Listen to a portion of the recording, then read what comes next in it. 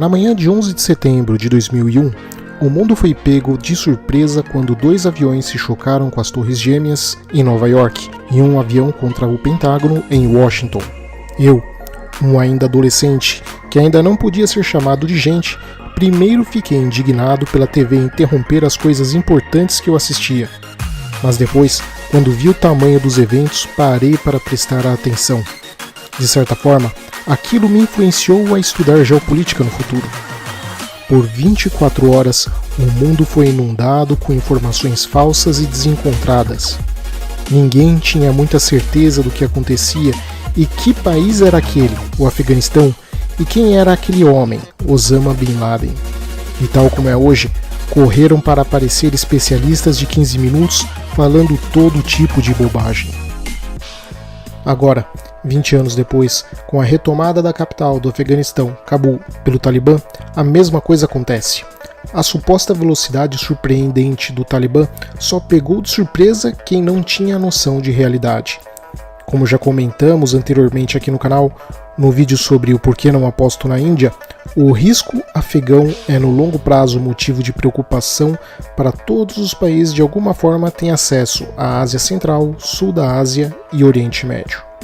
Porém, apesar da imprensa e vários canais estarem falando disso há vários dias sobre o ocorrido, ainda existem algumas coisas que não vêm sendo divulgadas, mas são geopoliticamente importantes. No vídeo de hoje, vamos falar sobre 8 coisas que não te contaram sobre a crise no Afeganistão. Então precisamos da sua ajuda para manter o canal vivo, se inscrevendo e compartilhando o vídeo com todo mundo que você conhece. Meu nome é Leon Peta.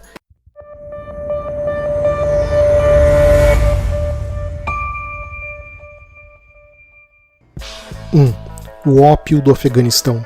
Por várias décadas, a região que era a maior produtora de ópio, que serve como base para a produção de heroína, era a região do Triângulo Dourado no Sudeste Asiático. Porém, isso mudou após os ataques de 11 de setembro. Quando os Estados Unidos iniciaram a Operação Liberdade Duradoura em 7 de outubro de 2001, eles tinham um problema sério. Não havia uma organização política que poderia ser aliada no combate ao Talibã em território afegão. Assim, eles se aproximaram da Aliança do Norte, que não era propriamente um governo ou um organismo político, mas sim uma coalizão militar de clãs e tribos afegãs, que eram contrárias ao Talibã. O problema era que a maior parte de sua renda vinha do tráfico de drogas, através da plantação de ópio, o que até então era proibido pelo Talibã, punível inclusive com a morte. Logo, para evitar enfraquecer os seus aliados, as forças norte-americanas foram proibidas de atacar alvos ligados à Aliança do Norte, incluindo a produção e o refino de drogas, pois isso não só poderia gerar hostilidade com esses grupos, como também era uma forma de manter o financiamento na luta contra o Talibã. Ou seja, era necessário fechar os olhos ao tráfico de drogas para se combater o Talibã. E assim, o novo governo afegão, instalado após a expulsão do Talibã de Cabul, com a ajuda dos Estados Unidos e seus aliados, sempre esteve sob influência de traficantes de drogas afegãos.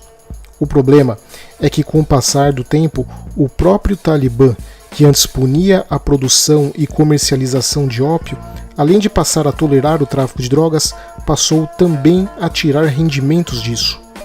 Afinal, era justificável, pois a produção e o tráfico de ópio, desde que servisse para financiar a jihad contra o Ocidente, podia ser tolerada. Em poucos anos, a região passou a produzir mais de 90% do ópio mundial. A produção cresceu tanto debaixo dos olhos e conivência dos governos ocidentais que o preço da droga despencou, enquanto inundava principalmente o submundo da Europa. Resta saber se agora que o Talibã conseguiu, entre aspas, expulsar os invasores ocidentais, se eles ainda irão manter a produção e tráfico de drogas no Afeganistão. Afinal, é uma fonte de renda que gera bilhões para o país. 2. Quem mais ganhou com a guerra do Afeganistão foi a China. Enquanto tropas dos Estados Unidos e seus aliados combatiam o Talibã e a Al-Qaeda, empresas chinesas fecharam diversos acordos para a exploração de minérios, petróleo e gás, construção de estradas, pontes, prédios públicos, aeroportos, hospitais e ainda distribuição de energia. Tudo isso ainda sendo garantido com a proteção das tropas ocidentais bem como com as empresas norte-americanas de segurança de alto risco. 3. Por que a vitória do Talibã foi tão rápida? Diversos especialistas têm apontado como o Talibã foi rápido na reconquista do Afeganistão. Porém, na verdade é que não foi tão rápido, porque não foi agora. A verdade é que o Talibã já dominava a maior parte do Afeganistão desde pelo menos a segunda metade de 2017. Apenas não exibia orgulhosamente os seus soldados com armas, mas na prática, as lideranças de cidades e vilarejos afegãos já eram ou talibãs ou pelo menos ligados ao Talibã. O Talibã controlava os territórios e ocasionalmente atacava bases e comboios do exército afegão, porém evitavam exibir excessivamente a sua presença. Ou seja, o que vimos nesses dias com a queda de Cabul foi algo que já existia, apenas se tornando visível. Com a saída das tropas americanas, as forças talibãs que já controlavam de forma discreta a maior parte do Afeganistão agora passaram a se exibir. A queda não foi rápida e nem se deu nessas últimas semanas, mas já estava lá há muito tempo. 4. A culpa não é dos soldados. Conforme Cabul foi caindo, diversos veículos de mídia e especialistas apontaram como os soldados afegãos foram covardes, abandonando a luta ou se rendendo. Porém, há algo muito mais sinistro e misterioso por trás.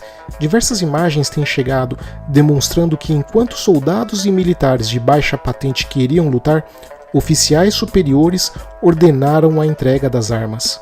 Ou seja, haviam ordens para que oficiais retirassem as armas dos soldados afegãos, o que obviamente em alguns casos não só gerou revolta, mas também motim, com soldados até mesmo matando seus superiores para poderem se manter na luta. Mas sem suporte do governo, eventualmente ficariam sem apoio, sem munição ou sem medicamento, ou até mesmo isolados, fazendo com que dezenas de milhares de soldados desertassem para formar alguma resistência justamente ao norte do país. Esses casos demonstram claramente o perigo de uma nação confiar apenas em seus militares para se defender. 5. Os Estados Unidos não perderam a guerra, mas também não ganharam. Esse é outro ponto bastante confundido pelas pessoas em geral. Conflitos militares não são jogos de futebol. Se por um lado o objetivo dos Estados Unidos em erradicar a Al-Qaeda no Afeganistão aparentemente não foi atingido, por outro, os norte-americanos não sofreram uma derrota militar como aconteceu com a União Soviética. Enquanto a perda da guerra no Afeganistão praticamente custou a capacidade do Estado soviético em se manter, indo ao colapso nos anos seguintes, no caso dos Estados Unidos a coisa é absurdamente diferente.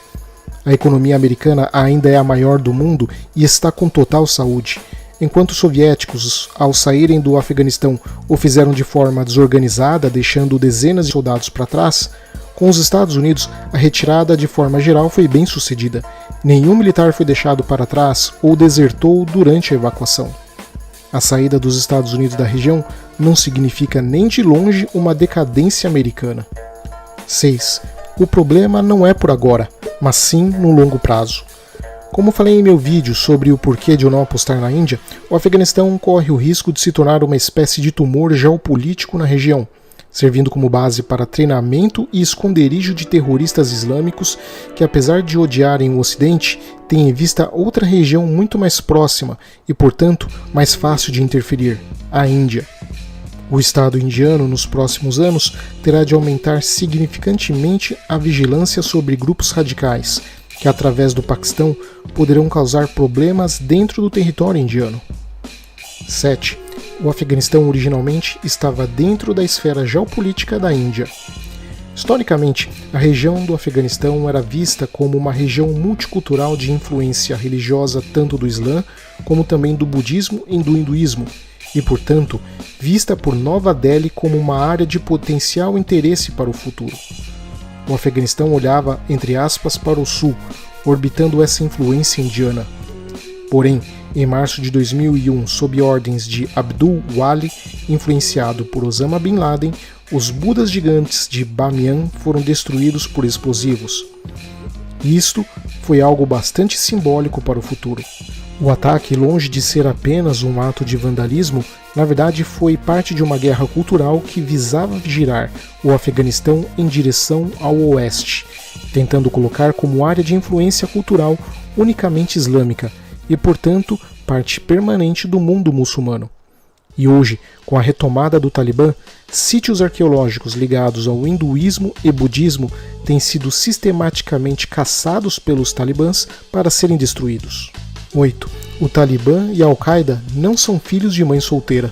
Se por um lado, muitos especialistas apontam como a CIA, o Serviço Secreto dos Estados Unidos, acabaram sendo responsáveis pelo Talibã e pela Al-Qaeda ao ajudar os Mujahideen, guerrilheiros afegãos, nos anos 80, por outro, ignoram o papel do Serviço Secreto chinês no processo.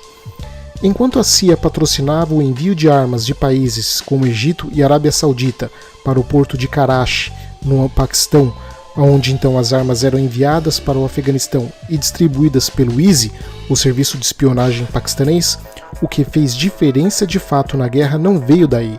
A guerra começou a mudar mesmo quando a capacidade de suporte aéreo soviético começou a ser destruído com os até então altamente sofisticados mísseis antiaéreos norte-americanos, o Stinger.